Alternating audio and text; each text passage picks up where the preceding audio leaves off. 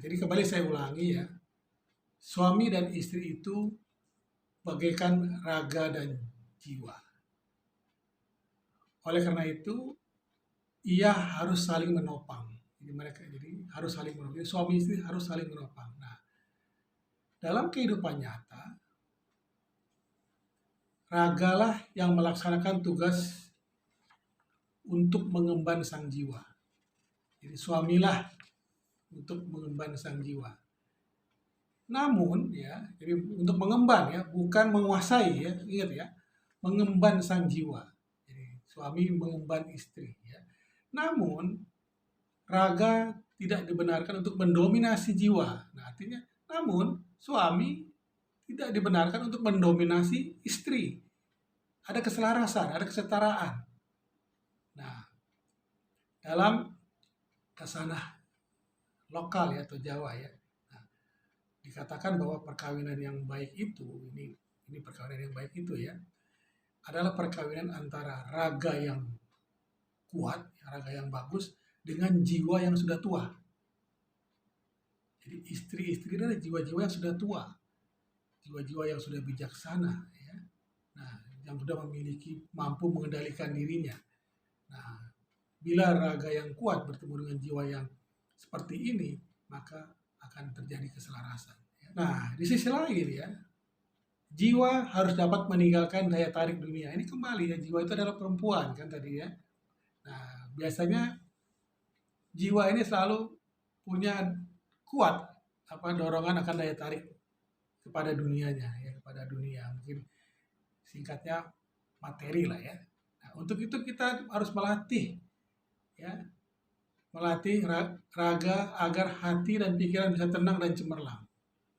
Nah, ini nanti kita harus melakukan mesuraga ya, untuk melatih sehingga hati dan pikiran bisa menjadi tenang. Jadi kita melatih raga ya, artinya melatih raga itu melatih panca indera kita nantinya ya, agar hati dan pikiran kita bisa tenang atau jiwa kita bisa tenang ya. Nah, jadi hal ini bila ini terjadi ya, ini menunjukkan bahwa kekuatan jiwa untuk menyelaraskan dirinya dengan daya-daya hidup yang ada di raga. Jadi nanti jiwa yang punya keinginan-keinginan itu adalah jiwa sebetulnya ya.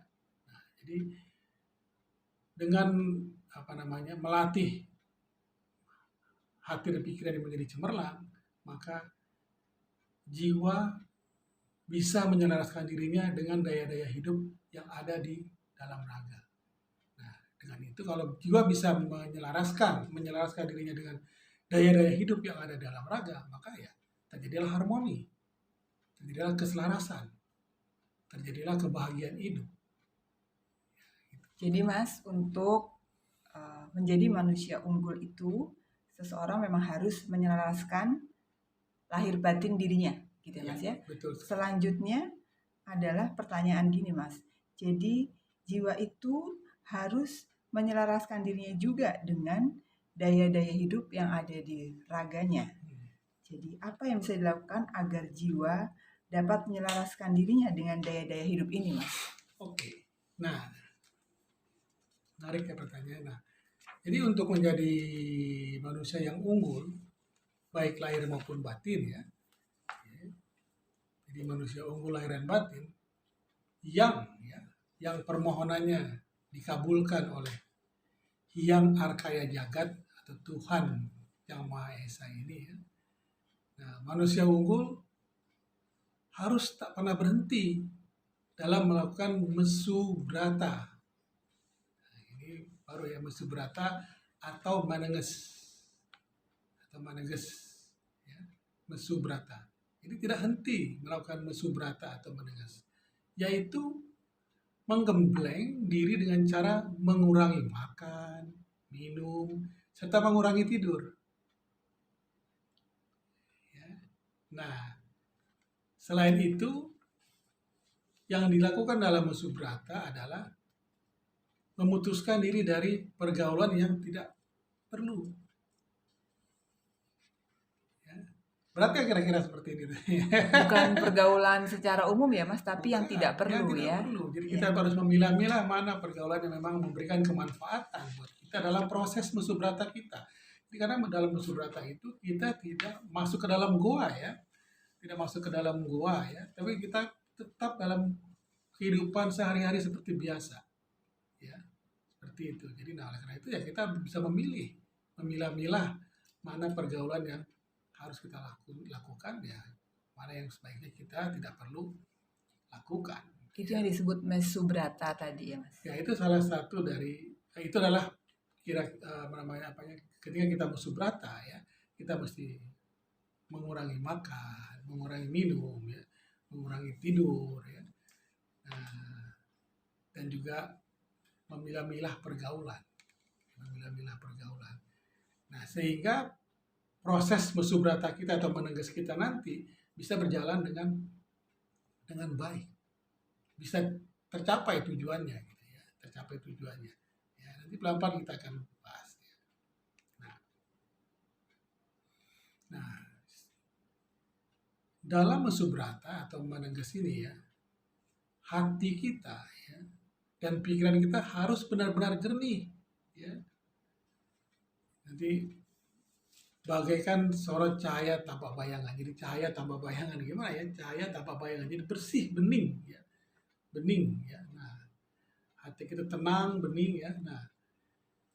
Nah itulah sebabnya ya, untuk maneges atau mesubrata itu harus didahului dengan, nah PWS mengatakan ya, untuk maneges ya, kita harus dahulu dengan istilahnya maningal dan manekung. Nah, ada istilah, jadi maneges itu harus didahului dengan maningal dan manekung. Apa itu ya? Nah, artinya sebelum maneges kita harus maningal dulu. Artinya ya, kita mesti jelas dulu ya. Jadi segala sesuatunya harus kita lihat dulu dengan jelas. Realitas hidup ini mesti kita lihat dulu dengan jelas ya. Jadi jangan sampai ada prasangka yang malah bisa merugikan diri sendiri. Jadi kita mesti bisa melihat segala sesuatu ini dengan jelas. Nah, prosesnya disebut dengan maningal. Misalnya gini, kita ini dapat pengetahuan ini seperti gini ya. Ini pengetahuan baru. Mungkin yang kita tahu ini baru. Tapi jangan, nah melalui proses maningal, ini nggak diterima begitu saja. Tapi dinalar dan di experience. Ya. Jadi ditelaah dulu. Jadi setiap pengetahuan yang masuk kepada kita itu harus kita maningal dulu. Harus kita lihat dengan mata terbuka dengan jernih gitu. Iya, harus terbuka dengan jernih. Harus kita nalar. Benarkah seperti ini ya? Ini benarkah seperti yang dikatakan Eka nih gitu ya? Nah, harus kita nalar, kita resapi, kita renungkan. Nah, proses untuk merenung inilah ya. Proses untuk merenung pengetahuan yang kita peroleh ini yang disebut dengan manekung atau meditasi. Ya. Jadi sebelum kita manengges itu adalah hasil dari semuanya nanti ya.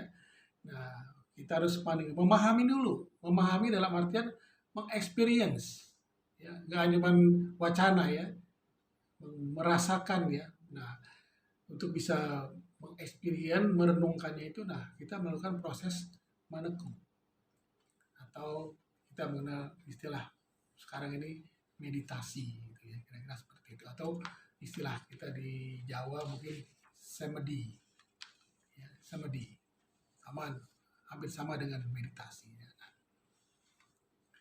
gitu ya. Nah, jadi setelah kita paham ya, dengan jelas melihat segala sesuatunya dan gak ada prasangka lagi, nah barulah kita manekung atau meditasi.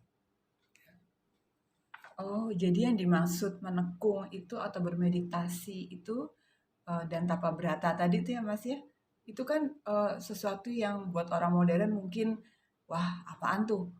Apa kayak orang zaman dulu yang mesti ke gunung atau ke mana, ke kuburan ya. Kan mungkin kita nggak kebayang seperti itu di zaman seperti ini. Apa yang bisa dilakukan orang model seperti kita untuk menekung itu tadi Mas? Oke, ini pertanyaan bagus sekali ya. Memang di zaman dahulu orang untuk meditasi atau menekung itu mereka pergi ke tempat-tempat yang sepi, ke hutan, ke gunung ya, ke bahkan mungkin ke kuburan ya. Nah, tempat-tempat yang wingit kali istilahnya ya. Apa itu wingit istilahnya? Tempat-tempat yang banyak energinya barangkali ya begitu. Nah, namun di zaman modern ini kita sepertinya tidak harus melakukan hal-hal seperti itu. Nah, dalam PWS ya dikatakan bahwa seorang dalam PWS dikatakan bahwa ya ada yang disebut dengan sanggar pelagatan. Nah, sanggar pelagatan itu sebuah tempat ya yang dibangun di dekat rumah ya, atau kamar di dekat dalam rumah yang dibangun khusus untuk tempat meditasi, tempat melakukan manekung.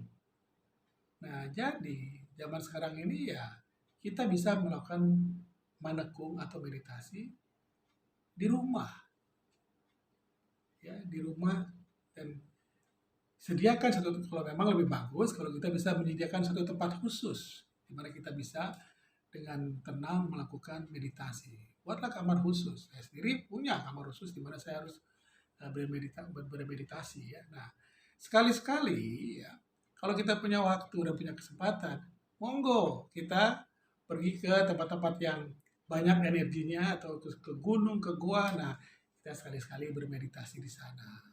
Boleh. Tapi kalau kita sekarang ini mesti meditasi di tempat-tempat yang gua itu dan memakan waktu yang lama, nanti kebutuhan raga kita nggak terpenuhi, ya, nggak bisa mencari kehidupan, ya. Nah, itu kira-kira. Jadi kita bisa melakukannya di rumah, ya. Mungkin di sebuah sudut atau gimana gitu ya Mas ya. Ya, Yang ya, penting kita bisa ya, dengan tenang gitu ya ya. Mas ya. Nah, ya betul. Nah, yang sebaiknya dilakukan ya, begitu kita memilih satu tempat di rumah kita untuk melakukan meditasi, nah sebaiknya kita terus melakukan meditasi di situ. Jangan berpindah-pindah. Jangan berpindah-pindah. Sebaiknya tidak berpindah-pindah. Saya bilang itu jangan, tapi sebaiknya tidak berpindah-pindah di situ. Karena nanti di sana begitu makin lama kita berada di tempat itu, terus-menerus itu akan ada energi tertentu yang terbangun di sekitar situ. Nah, buatlah suasana yang nyaman, suasana tenang, dan lakukan terus-menerus di tempat itu. Nah, nanti akan terbangun suatu energi yang bagus di situ. Ya. Nah, itu bagaimana kita melakukan manekung atau meditasi di masa modern ini.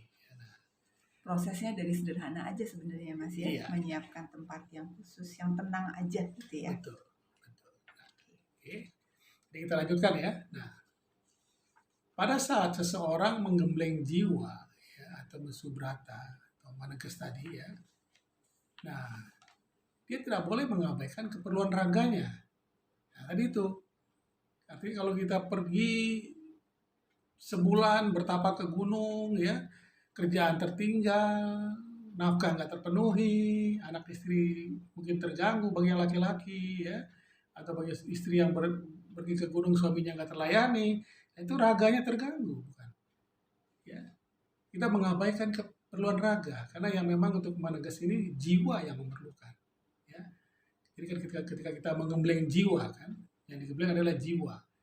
Nah, kita harus memperhatikan keperluan raga. Nah, jadi banyak orang yang saya perhatikan kalau udah meditasi atau belajar spiritualitas gitu ya, lalu mulai deh tampilannya berubah, terus tidak memperdulikan tubuh fisiknya lagi ya. Nah, Padahal sebaiknya jangan melupakan ya Mas ya. ya kita mesti tetap selaras jiwa dan raga. Memang ada sih suatu ilmu spiritual yang disebut dengan dengan tantra yang sangat tinggi atau udah mencapai itu memang manusianya sudah nggak peduli lagi dengan kehidupan duniawi sehingga dia hanya pakai celana itunya sampai sepanjang hidupnya. Itu ada, tapi itu nggak kita dalam kehidupan sosial begini ya nggak semua kita harus seperti itu. Itu memang satu orang dua orang memang sudah jalannya seperti itu. Tapi kita kan nggak semua seperti itu. Apa kita mau seperti itu semuanya? Berpakaian satunya terus karena gue lagi meditasi nih, lagi mesuraga nih, ya tidak.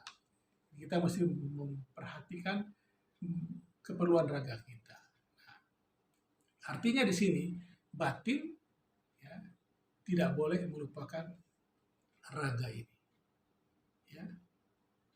Jadi keunggulan raga harus tetap diperhatikan. Jadi kesehatan raga ini tetap diperhatikan. Jadi bukan berarti kalau kita Mesubrata lalu kita raga ini kita puasa habis-habisan gitu ya, sehingga menjadi kurus atau nah itu udah, atau makan habis-habisan jadi gemuk, itu juga bisa juga ya orang meditasi makan kali ya. Nah, jangan jadi sehingga badan ini jangan sampai lemah, raga ini jangan sampai lemah kondisinya. Nah, itu perlu diperhatikan ketika kita melakukan meditasi atau menekung. Terutama dalam masa sekarang ya Mas, yang kehidupan sosial itu kebutuhannya kan kita di masa sekarang berbeda dengan orang dulu gitu ya Mas ya. Sehingga harus diperhatikan dengan kehidupan sosial yang sekarang, maksudnya gitu. Iya tentu ya. Kalau dulu mungkin orang bisa ya izin sama keluarganya, saya mau menekung, mau semedi 100 hari di gunung itu. Tapi karena dulu cara hidup kita berbeda, berkebun segala macam, semuanya sudah tersedia. Ya, kecuali kalau kita mampu menyediakan ini loh, saya mau pergi nih setahun meditasi di puncak gunung ini. Nah ini kehidupan, ini uang sekian banyak untuk kalian hidup. Nanti tunggu aku pulang gitu. Ya boleh aja kalau begitu, memang kalau bisa begitu boleh. Ya, artinya kepentingan raga ini bukan hanya raga fisik ya, bukan raga kita pribadi, tapi keluarga maksudnya. Ya, keluarga kita, ya, orang yang ada di sekitar kita. Ya, nah, itu maksudnya. Ya. Jadi ya, dari sisi pribadi yang utuh, ya, yang terdiri dari jiwa dan raga, ketika seseorang melakukan mesubrata atau meditasi, ia tidak boleh mengabaikan hak raganya. Ya, perlu saya ingatkan kembali ya. Nah, jadi jiwa mempunyai hak dan raga pun mempunyai hak. Ya. Masing-masing harus dipenuhi secara seimbang.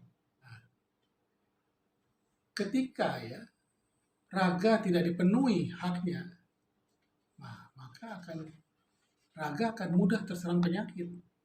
Ya kan, kalau kita nggak dalam kondisi yang raganya kurang baik, ya akan mudah terserang penyakit raganya. Nah, akibatnya apa? Dari kalau raga sakit, yang menderita adalah jiwa sendiri. Sebetulnya kan penderitaan itu yang menderita adalah jiwa. Raga ini hanya adalah ya yang sakit ini raga. Tapi yang merasakan sakitnya siapa? Jiwa. Raga mah nggak ada perasaan apa-apa, ya memang sakit aja. Tapi yang merasakan sakit jiwa. Jadi kalau raga kita dalam keadaan yang sakit, sebetulnya yang menderita adalah jiwa sendiri. Karena yang merasakan sakit itu jiwa. Jadi sesungguhnya yang merasakan sakit adalah jiwa, bukan si raga itu. Raga mah nggak ngerasain apa-apa sebenarnya. Tidak merasakan apa-apa raga. Jiwa yang merasakan. Nah, oleh karena itu hak raga mesti dipenuhi. Nah, kalau hak raga sudah dipenuhi ya, artinya raga malah akan menjadi pelindung dari jiwa. Ya. Menjadi pelindung dari jiwa. Karena jiwa ada di dalam tubuh raga ini. Nah, jadi, untuk dapat menjalankan kehidupan, ya, kehidupan ini ya, yang harus terjadi keseimbangan.